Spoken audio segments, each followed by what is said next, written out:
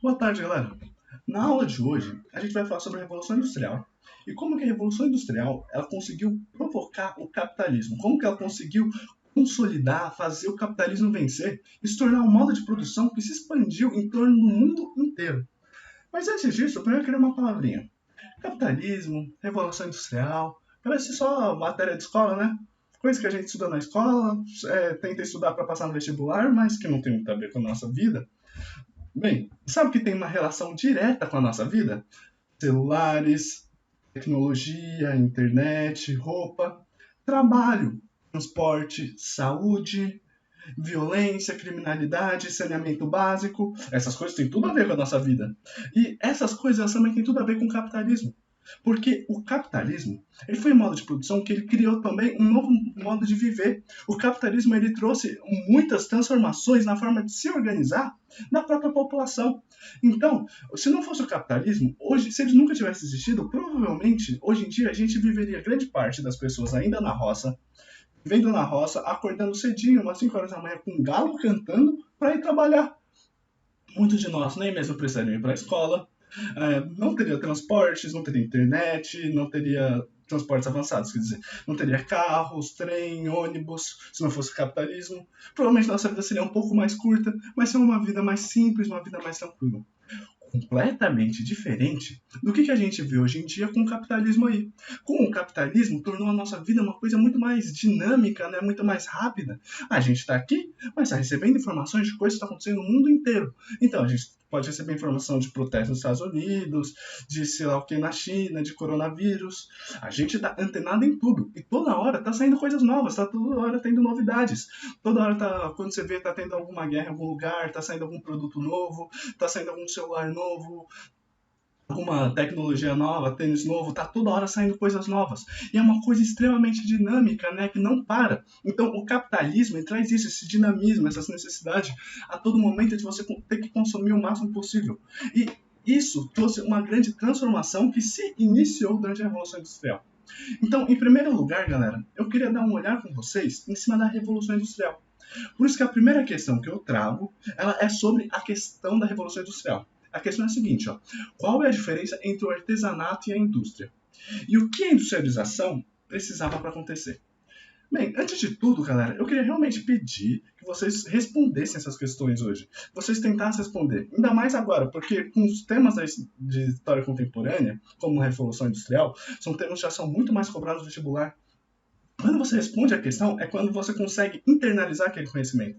Gente, quando você está ouvindo, é uma coisa. Quando você tenta responder, é outra. Se você tiver dificuldade de responder a questão, aí que é mais importante mesmo você tentar responder. Mesmo que você erre, mesmo que você não consiga, mas pelo menos você tentar para conseguir ter as dúvidas melhor. E aí depois eu quero que vocês tragam essas dúvidas para mim. Então vamos lá, galera. A primeira questão sobre a Revolução Industrial, né? Queria primeiro fazer uma pequena introdução sobre o que é a Revolução Industrial. Que a Revolução Industrial foi simplesmente o surgimento da indústria. Porque antes de 1780, antes de acontecer a Revolução Industrial, não existiam indústrias. Indústrias são essas grandes instalações, essas grandes fábricas que têm máquinas e que têm uma produtividade altíssima. Antes não existia indústria. Então começou a ter esse aparecimento, esse processo de se consolidar a indústria, foi a Revolução Industrial, entre 1780 e 1840, acontecendo principalmente na Inglaterra. Então, a partir disso, a gente começou a ver uma grande transformação na produção com a indústria. A indústria consegue ter uma produtividade altíssima. Hoje em dia, nós temos indústrias que produzem milhares de tênis por dia, que produzem centenas de celulares, centenas de carros por dia. São milhões de tecnologias sendo feitas, produzidas anualmente no mundo. Então, realmente, a indústria ela permite uma produtividade altíssima. E com isso também permite que a gente possa comprar coisas mais baratas e que a gente possa consumir o máximo possível. Então, tudo isso tinha começado com a Revolução Industrial. A Revolução Industrial na Inglaterra e tinha se focado principalmente na indústria têxtil, na indústria de tecidos, roupas. Então, toda essa revolução começou para produzir roupas em larga escala, produzir roupas de uma maneira mais barata. E isso mudou completamente o cenário.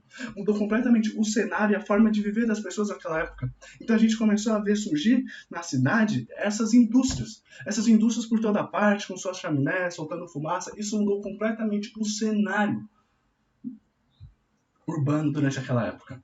Então aqui eu vou trazer para vocês um pequeno depoimento de um cara que estava vivo naquela época, para a gente ter uma noção de como que era para ele toda essa transformação, né, essa transformação extremamente agitada que a gente estava vendo acontecer durante esse processo da Revolução Industrial. Então, olha só o depoimento dele. Basta levantar a cabeça que ao redor vereis os palácios da indústria, vós ouvireis os ruídos do forno e vereis a fumaça das chaminés. Estas vastas instalações que impedem até o ar e a luz de penetrar. Então, realmente, ele estava muito chocado com essas transformações da Revolução Industrial, com essas transformações do cenário, com essas grandes fábricas, com esses grandes palácios industriais que estavam surgindo por toda parte. Hoje em dia não tem mais tanta indústria aqui em São Paulo, mas mais para a região do centro, para a região do Brás, da Mocas, dá para achar bastante ainda. Bem, galera, então, a primeira questão, vamos pensar nela, sobre a diferença entre o artesanato e a indústria. Isso é muito importante para entender a Revolução Industrial, porque o artesanato é o tipo de trabalho que existia antes da Revolução Industrial, e a indústria surgiu depois. Então, entendendo essa diferença, você entende qual foi a transformação, a mudança, né? O artesanato é um tipo de trabalho em que o trabalhador ele tem muita autonomia na produção, porque ele faz o trabalho manualmente. Enquanto na indústria, o trabalhador ele perde completamente essa autonomia. Ele se torna um operário. Ele começa a trabalhar operando máquinas, operário, e tudo isso ele faz apenas em troca de um salário. E com isso ele perde toda a autonomia que um artesanato antes teria. O artesanato é uma coisa que não sumiu. Ele ainda existe hoje em dia e dá para encontrar algumas coisas, algumas pessoas que trabalham com isso. O artesanato, como eu disse, é aquele trabalho em que o trabalhador ele tem toda a autonomia.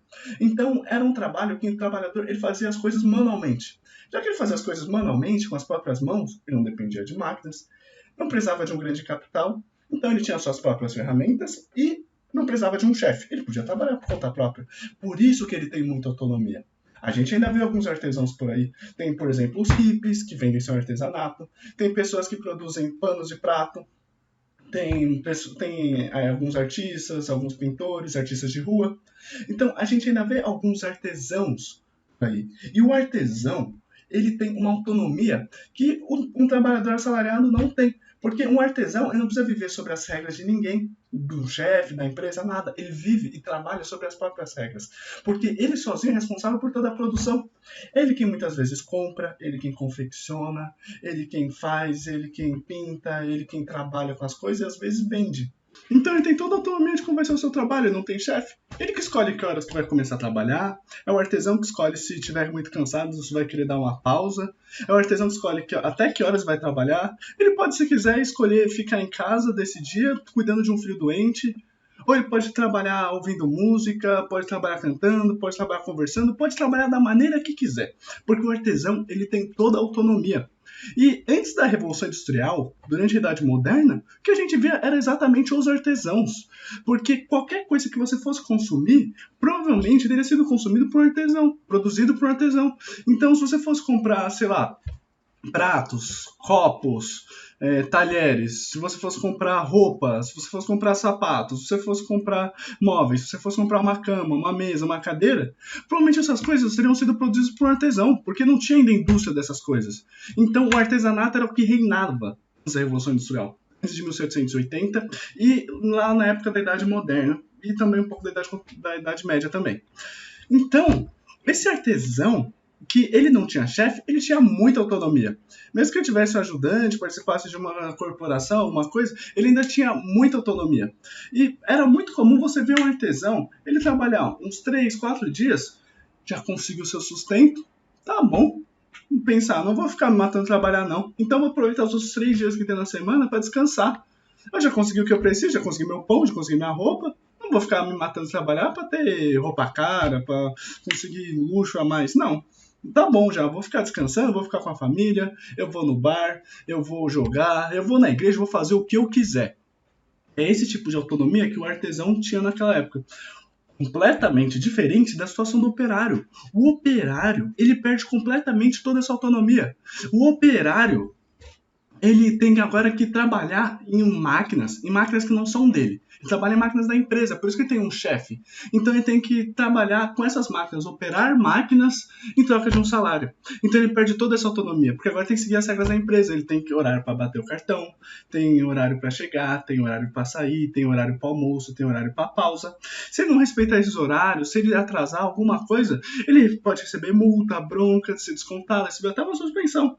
Ele tem que trabalhar também sempre obedecendo às ordens do chefe. Ele tem que trabalhar...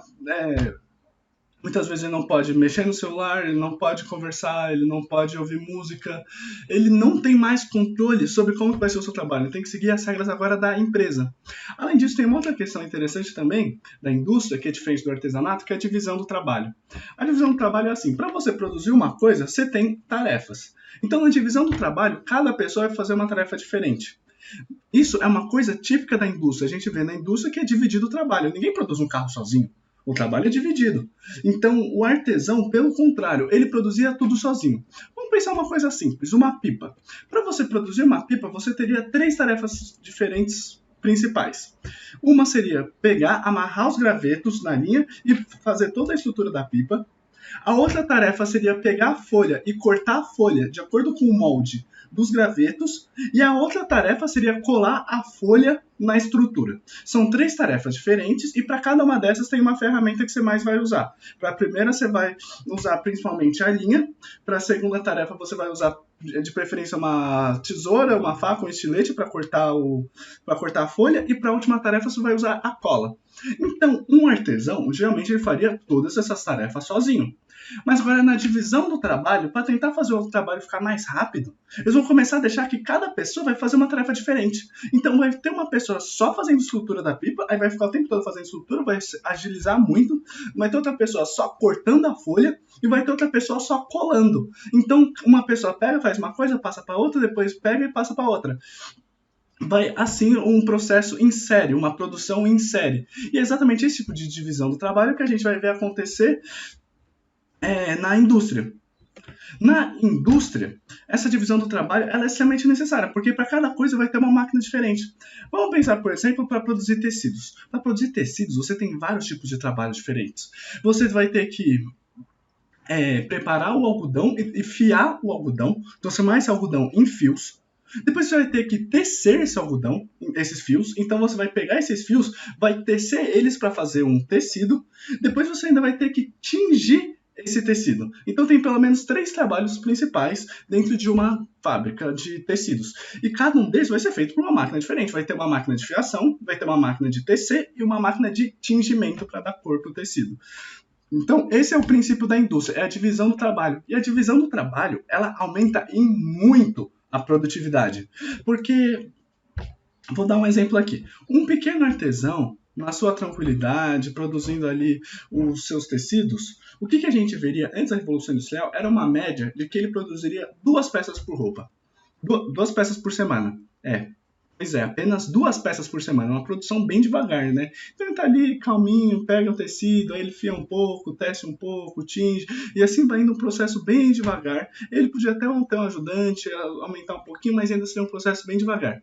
Agora, numa indústria, não. Numa indústria, por exemplo, de 20 máquinas e com 100 funcionários, já seria possível, no início da Revolução Industrial, produzir mais de 700 peças de roupa. Então, seriam 700 peças de roupa produzidas por semana, enquanto aquele artesão estava produzindo 2. Olha como aumentou a velocidade. Tudo bem, tem muito mais funcionários, mas a produção por funcionário é maior. Porque essa indústria que eu descrevi, como eu disse, ela teria 100 funcionários para produzir 700 peças de roupa. Então, significa que cada funcionário sozinho produziria 7 peças de roupa, porque 700 dividido por 100 dá 7. Então, numa indústria, cada funcionário produzia 7 peças de roupa, enquanto o artesão sozinho produzia 2. A produção foi de 2 peças por semana para 7 peças por semana para cada trabalhador. Aumentou muito a produção por trabalhador. E é isso que fez com que a Revolução Industrial fosse um sucesso. A Revolução Industrial foi um sucesso tão grande que a quantidade de fábricas se multiplicou completamente ao redor da Inglaterra, que é onde começou a Revolução. Então, em 1787, por exemplo, a gente tinha 143 fábricas. Em 1840, a gente já tinha mais de 1.200 fábricas ao redor da Inglaterra. Aumentou muito. Além disso, a quantidade de trabalhadores já era mais de 112 mil trabalhadores operários trabalhando nessas fábricas. Então, a Revolução Industrial foi um sucesso. As fábricas, essas grandes fábricas e palácios industriais começaram a se expandir cada vez mais ao redor da Inglaterra. Então, a próxima questão é sobre o que a industrialização precisava para acontecer. Bem, ela precisava simplesmente das coisas que qualquer indústria, qualquer negócio precisa para acontecer. Que são 4 principais: mão de obra, capital, tecnologia e mercado consumidor. Por sorte, a Inglaterra ela tinha essas 4 coisas. Por isso que a Inglaterra ela foi a pioneira da Revolução Industrial. Essas condições só foram aparecer todas juntas pela primeira vez em torno de 1780. Por isso que foi só aí que começou a nascer a indústria. Então, vamos falar um pouquinho dessas coisas, uma de cada vez. Em primeiro lugar, a mão de obra. Mão de obra é qualquer pessoa que você possa colocar para trabalhar. E quando eu estou falando trabalho, estou querendo dizer trabalho braçal, trabalho pesado. Trabalho de construir laje, de carregar coisa pesada, trabalho de cortar cana, trabalho de lavar, trabalho de plantar. Então, trabalho braçal é pesado mesmo. Por grande parte da história da humanidade, a mão de obra, aqueles que trabalhavam, eles não eram uma mão de obra voluntária, eles trabalhavam contra a vontade. Então era escravidão, era servidão, mas aí com o capitalismo começou a surgir cada vez mais o trabalhador assalariado, que era um trabalhador livre. Antes a gente estava vendo muito artesanato, aí começou a surgir muito o trabalhador assalariado. E é justamente esse trabalhador assalariado que é necessário na Revolução Industrial, né? Porque, velho, você fez uma indústria, você precisa botar alguém para trabalhar na máquina, a máquina não vai trabalhar sozinha, precisa ter alguém lá arrumando as coisas e tal. Então, é justamente isso que a Inglaterra precisava. E a Inglaterra tinha acabado de passar por um contexto que liberou muita mão de obra. Tinha acontecido um processo na Inglaterra conhecido como cercamento. Na Inglaterra, existiam muitas pessoas que moravam em comunidades camponesas. Então, eles moravam naquela comunidade, né? Eles trabalhavam a terra, tudo. Eles estavam naquela terra gerações. Estavam lá porque o avô tinha estado lá, porque o bisavô tinha morado lá. Então, essa terra eles consideravam que era deles. Mas eles não tinham nenhum documento para comprovar a propriedade privada da terra. Então eles tinham ali uma posse, mas eles não tinham a propriedade privada da terra para comprovar diante do Estado que essa terra era deles, nessas comunidades de camponeses. Então, como não tinha como comprovar essas terras, o Estado ele podia simplesmente pegar e vender essas terras para outras pessoas. E foi exatamente isso que aconteceu. O Estado inglês vendeu essas terras, que eram desses camponeses, para a burguesia. Então, a burguesia ela conseguiu a propriedade privada dessa terra. Depois dos burgueses terem a propriedade privada dessas terras, eles pegaram e mandaram embora de lá todos os camponeses. Não, show, não quero vocês aqui não. Porque a intenção dos burgueses era usar aquela terra para cuidar de ovelhas, para cuidar de ovelhas. Então eles colocaram cercas para colocar ovelhas lá, para tirar das ovelhas a lã. A mesma lã que foi usada para alimentar a Revolução Industrial. Então, muitos camponeses foram expulsos de suas terras nesse processo que ficou conhecido como cercamentos. E nisso daí, esses camponeses foram expulsos da sua terra, né? Mas eles precisam comer, né? Todo mundo precisa comer. Então, eles precisavam de um meio de sobrevivência. Então, eles foram procurar essa sobrevivência justamente nas grandes cidades. Que interessante, né? Então, eles conseguiram expulsar esses camponeses da terra, eles migraram grande parte para as cidades e se tornaram operários. Estavam desesperados, precisavam de trabalho, então eles tornaram muitos deles operários aceitando serviço dentro de alguma empresa. E para a gente ter uma noção, a população das cidades cresceu tanto nessa época, onde teve a Revolução Industrial, que vou dar um exemplo aqui. Em Londres, em torno do século XVIII, lá para 1700, a gente vê uma população de 700 mil pessoas. Depois, na cidade de Londres, em 1840, a gente já teria visto essa população atingir mais de 2 milhões de pessoas.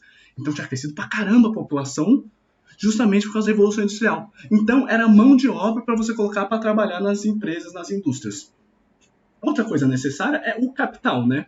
Qualquer negócio que você for abrir, você precisa de capital. Capital é dinheiro para ser investido. Então, se você for abrir um restaurante, por exemplo, você vai precisar de capital. Você vai precisar de dinheiro para comprar, para alugar o espaço, para comprar mesa, para pagar funcionário, para comprar as coisas da cozinha, para comprar ingredientes. Então você precisa de dinheiro para abrir qualquer negócio. E esse dinheiro inicial é conhecido como capital, que é um dinheiro que você investe para depois receber mais. E também, por sorte, a Inglaterra ela tinha muito capital. Ela tinha muito capital, em grande parte por causa das colônias dos Estados Unidos, das colônias do Caribe, da Índia, da, do Canadá. Então, essas colônias que a Inglaterra tinha feito com que ela conseguisse juntar muito dinheiro. Tinha juntado dinheiro com a venda de algodão, com a venda de tabaco, com a venda de açúcar, que era coisa que suas colônias produziam. Então, tinha acumulado tanto dinheiro que em 1685 tinha sido fundado na Inglaterra um Banco da Inglaterra, que era um banco central que era responsável por gerenciar bastante dinheiro e era um banco que poderia fazer muitos empréstimos. Empréstimos lógicos para a burguesia. Não ia emprestar dinheiro para qualquer pé rapado. Mas a burguesia, que teria teoricamente condições de pagar e devolver esse empréstimo, pegou muitos empréstimos e com esses empréstimos eles usaram para fundar muitas indústrias. Fundar muitas indústrias, comprar as máquinas, comprar o espaço, construir, pagar os funcionários. Então, a circulação de capital foi uma coisa muito importante para ter a Revolução Industrial que teve na Inglaterra. Outra coisa importante é a tecnologia. A tecnologia para produzir tecidos que o artesão usava era muito arcaica. Ele tinha uma roda que ele girava, que era conhecido como fuso. Essa roda ela era importante no processo de fiação. O processo de fiação é quando você pega o algodão e transforma ele em um fio. Simples assim. Você transforma o algodão em um fio de algodão. Então, fiação. Você vai girando a roda, vai preparando o algodão tal, e vai transformando isso em um fio. Então, o artesão, ele tinha essa roda que tinha um único fuso. Então, ele preparava um único fio de cada vez. Mas aí, conforme foi tendo uns avanços na tecnologia, os caras eles inventaram uma roda que você girava uma manivela e controlava vários fusos de uma vez, de 12 a 18 fusos. Isso ficou conhecido como a spinning jenny, surgindo em 1760, um pouco antes da Revolução Industrial. Então, você girava essa roda e já produzia de uma vez só, de 12 a 18 fios de algodão. Ou seja, 12 a 18 vezes mais do que um simples artesão trabalhando. Tudo bem até aí, né? Até que em 1780 surgiu um outro cara que era o James Watt. E esse cara ele inventou uma máquina muito interessante que era a máquina a vapor. A máquina a vapor, ela simplesmente usava a energia do vapor, você esquentava um caldeirão cheio de água, aí subia o vaporzinho, né? Subiu o vaporzinho e vai gerar umas engrenagens. Vai começar a gerar essas engrenagens quando conseguiu gerar movimento. Então você conseguia transformar o calor da água em vapor e com esse vapor se transformava em movimento. Você não precisou de animal puxando, você não precisou de pessoa girando roda, você não precisa de água de rio para girar aquela roda igual nos moinhos. Então, esse avanço tecnológico foi uma coisa incrível durante aquela época. Até que teve um cara que pensou, se a gente juntar a spinning jenny, que é a roda com vários fusos, com a máquina a vapor, a gente pode ter uma máquina de fiação automática. E foi exatamente isso que aconteceu. Então agora eles tinham uma máquina que ficava automática, girando ali, ó, já afiando os fios sozinha. Então o trabalhador, o operário, teria simplesmente que ir lidando com essa máquina. Então ele ia lá, ele colocava o fio, ele tirava o fio, ele prendia se alguma coisa soltava, ele ia ali mexendo na máquina, tava ali, ó, girando o tempo inteiro. E foi essa tecnologia que permitiu que a produtividade da Revolução Industrial se tornasse altíssima. Por isso que a produtividade tinha se tornado algo tão grande, em torno de 700 peças por semana, em uma fábrica humilde com 100 funcionários. Então, essa tecnologia que deu origem à Revolução Industrial e precisava também de capital e de mão de obra. E, em último lugar, era necessário também o mercado consumidor. Porque isso é uma coisa necessária em qualquer negócio, né? Vamos supor que você abre uma barraca de pastel. Se você abrir uma barraca de pastel na feira e ninguém comprar o seu pastel, você vai falir. Então você precisa de gente para consumir o pastel que você está vendendo, o mercado consumidor. Então, a Inglaterra também, ela tinha muitos consumidores dos seus tecidos. Ela tinha muitos consumidores lá nas colônias, nos Estados Unidos, no Canadá, no Caribe, na Índia, e tinha muitos consumidores até mesmo na Europa. Tinha muitos países como Portugal e a França que importavam muitos tecidos da Inglaterra. E foi justamente com esse mercado consumidor que a Inglaterra conseguiu vender os seus tecidos e juntando tudo isso foi possível a gente ver o nascimento da indústria e ver a Revolução Industrial mudando completamente a forma de produção e de trabalho. Então, galera, é isso. A primeira questão já está dada. Qual é a diferença entre o artesanato e a indústria? E o que a industrialização precisava para acontecer?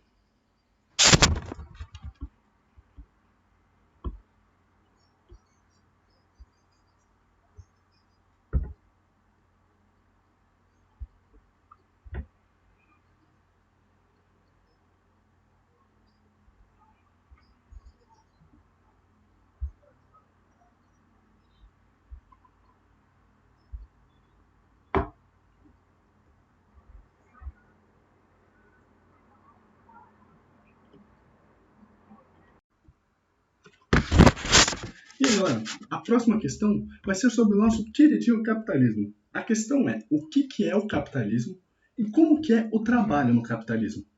Bem, por mais que a questão seja simples, a resposta é um pouco difícil. Porque é meio difícil definir o que é o capitalismo. Porque, ao mesmo tempo, ele é uma coisa econômica, mas ele é também uma coisa política, ele é uma coisa social, uma coisa cultural, ele é muitas coisas. Ele aparece em todas as áreas da sociedade. Ele começou a surgir ali mais ou menos em torno do século XIX, justamente com a Revolução Industrial. Ele começou a surgir ali na região da Inglaterra, depois para o resto da Europa. E depois a Europa começou, num processo que a gente vai estudar depois, enfiar a goela abaixo o capitalismo dos outros continentes. Então começou a colocar o capitalismo lá na África, jogou capitalismo na Ásia, toma capitalismo na América, e hoje em dia a gente tem o capitalismo quase que no mundo inteiro.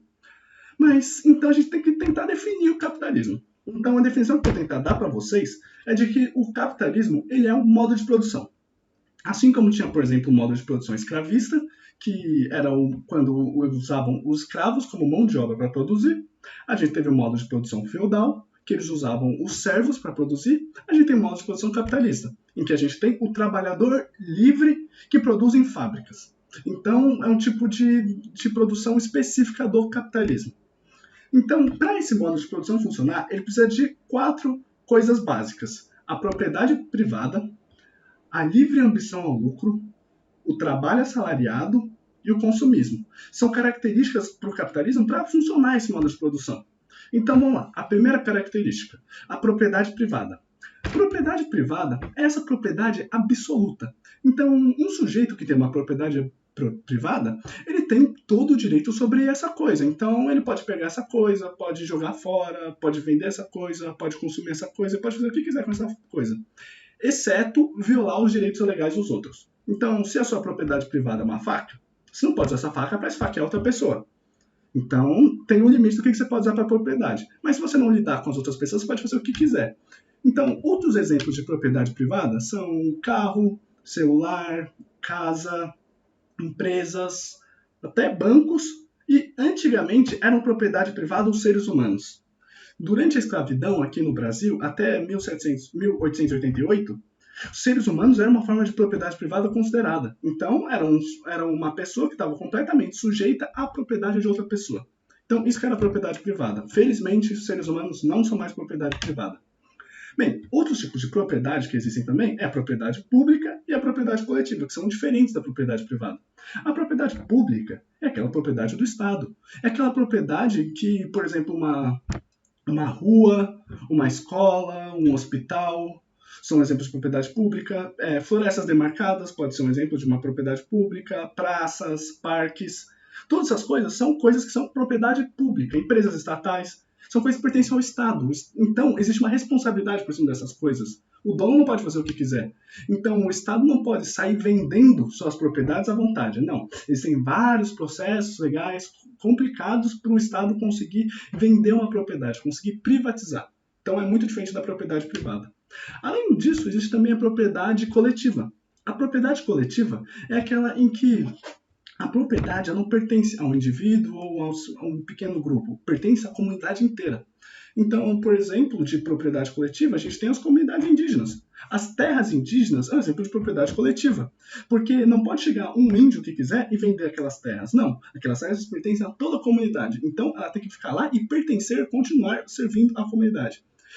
Comunidades quilombolas também são outro exemplo de propriedade coletiva.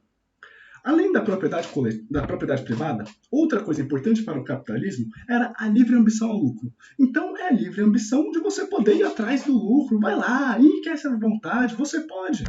Então, hoje em dia, na nossa sociedade, não é mais questionado que alguém queira correr atrás do lucro. Ninguém critica o Bill Gates por ele ter se tornado bilionário. Porque ele só quis enriquecer, lucrar. O que tem de errado nisso? Lucrar não é pecado? Hoje em dia. Porque durante a Idade Média, querer enriquecer era justamente um pecado. Então, era muito comum durante a Idade Média você ver um burguês que tivesse acumulado muitas riquezas ao longo da sua vida, quando ele estivesse ali pertinho da sua morte, ele fazia uma grande doação para a igreja. E ele fazia essa grande doação justamente para tentar se livrar do peso, daquele pecado que ele tinha conseguido acumulando tanto lucro, acumulando tantas riquezas. Então, a ambição ao lucro era uma coisa mal vista pela religião católica, pelo menos até a Idade Média, em parte da Antiguidade Moderna. Foi só com o capitalismo que, enfim, o lucro pôde se tornar uma coisa não mal vista, não mais julgada, uma coisa completamente aceitável, a ambição ao lucro. Outro aspecto importante do capitalismo e necessário é o trabalho assalariado. Então, no capitalismo, o trabalhador ele recebe um salário para estar trabalhando. Ele é livre, ele está lá para receber o seu salário. Então, o trabalhador no capitalismo ele não pode ser nem escravo e não pode ser nem servo. Ele tem que ser um assalariado. Ele tem que ser alguém que recebe dinheiro e usa esse dinheiro para comprar suas coisinhas. Então, muitos desses trabalhadores assalariados eram justamente quem compravam os tecidos que estavam sendo produzidos na Revolução Industrial. E assim que a economia gira. E a economia do capitalismo ela só funciona girando, precisa de circulação. Então, outra coisa muito importante do capitalismo, para a gente ter essa circulação de dinheiro, de money, é o consumismo. O consumismo é aquele consumo que vai além das suas simples necessidades para sobreviver. Então, por exemplo, ficar comendo no McDonald's, tênis de marca, celular caro, TV LSD, 3D, sei lá o quê. Então, essas coisas são consumismo, porque são coisas que não são necessárias para a sua sobrevivência. Antigamente, antes do capitalismo, era muito comum você ver muitas pessoas sem ter essa necessidade de consumismo. Então, pequenos camponeses europeus, por exemplo, não tinham esse consumismo. Para eles, bastava conseguir plantar ali um pouquinho, ter a sua própria terra. Se faltar comida e ele não conseguir plantar, ir lá comprar no mercado, se der, se tiver dinheiro. Ter algumas roupas, comprar algumas roupas na vida, enquanto elas estiverem boas, enquanto não estiverem rasgadas demais. Pode dormir numa cama velha, não liga. Então eles não tinham essa necessidade constante de estar comprando coisas novas. Tanto que os artesãos, como eu tinha comentado, era muito comum você ver eles trabalhando uns 3 dias por semana e o resto da semana eles estão descansando.